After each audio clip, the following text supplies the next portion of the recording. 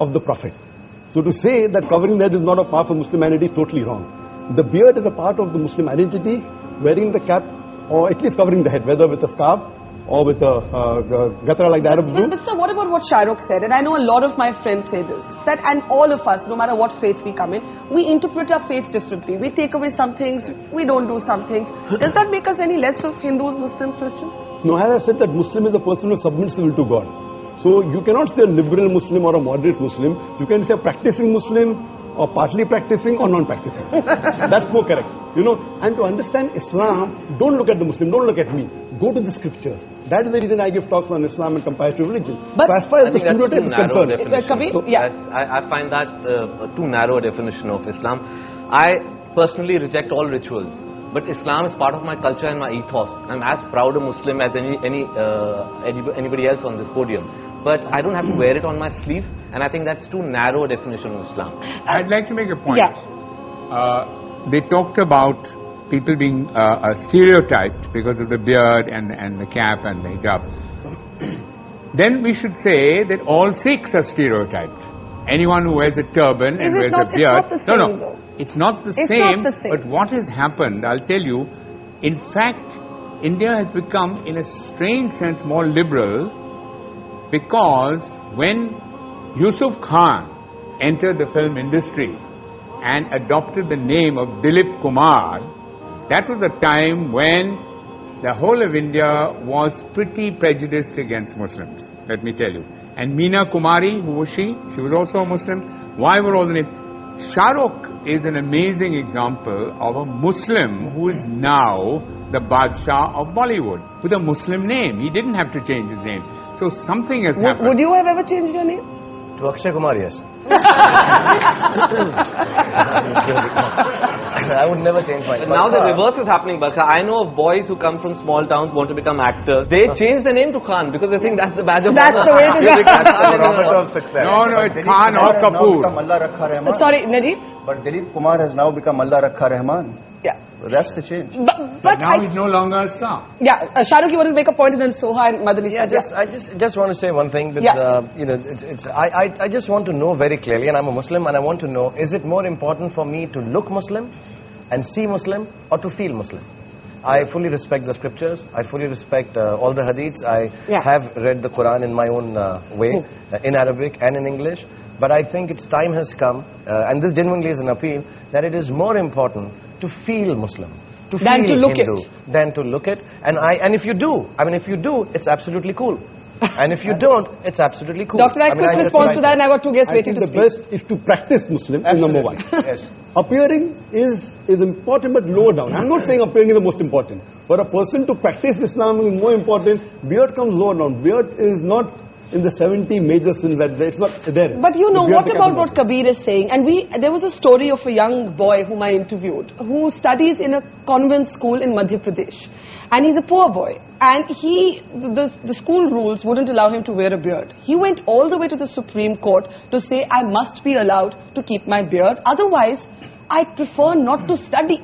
And he actually dropped out of school for a while because of that. The Supreme Court eventually ruled in his favor. And that is my next question, and I want to take that to Madani Saab. Madani Saab, you're a very interesting character for me, because at one level, you have organized, as Alex said, all of these fatwas against terrorism and all of that. But you also had a resolution against the singing of Vande Mataram. And these kind of resolutions, I know many of my friends would say is what stereotypes Muslims. बात ये है कि वंदे मातरम गाना बिल्कुल अलग चीज है। अलग चीज है। हाँ, गाने के लिए जिद करना बिल्कुल एक अलग चीज है।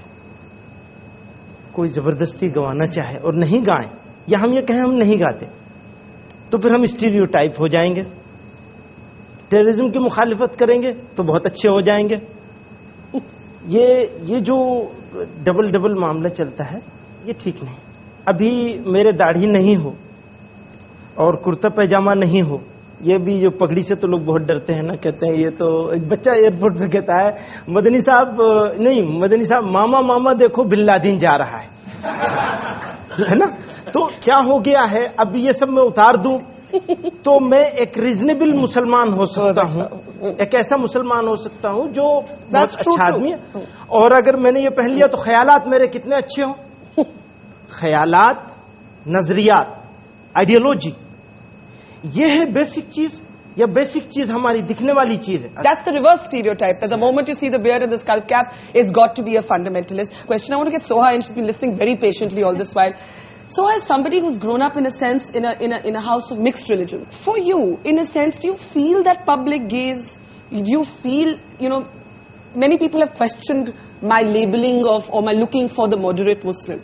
Yet there are others who say that we don't hear enough moderate voices. We either hear the religious voices or we hear the non-believing because I don't think anybody is really interested in what the moderate Muslim has to say, because it's not very interesting. It's sort of boring. We're represented by extremists who have violent opinions, perhaps. I'm talking about vandals. And I think maybe also more recently, I was asking my mother when I was asked to come on this show, I said, in your time when you married my father and you had an interreligious marriage, which presumably at that time 40 years ago was more controversial than it is today, were you ever asked to defend your identity, to defend your choice of religion, what it means to be Hindu or Muslim, the way that we are today? And she said, no, not at all. It was a no comment issue. You just said no comment and you moved on in life. Over the past, maybe ever since I've been in cinema, certainly, it's an issue. And there is, people do ask me, do you feel aggravated by what is happening as a Muslim? Do you feel the need to stand up for your religion because it is being misrepresented in the media? And I think for me, religion is a very private matter. It's between my maker and me. And it's not something that I would want to discuss in any public forum, even this one. We should be talking about an Indian identity as opposed to a Muslim identity, I think. Okay, I'm going to take that as my cue to take a break. But is it, as I said to Alec earlier, is it that simple? Is there also a sort of denial within the community? Is the secular debate caught up in a certain amount of dishonesty? And there's also the reverse stereotype. We'll take a quick break and then we'll take the questions that I'm sure a lot of people have here. That's coming up after the break.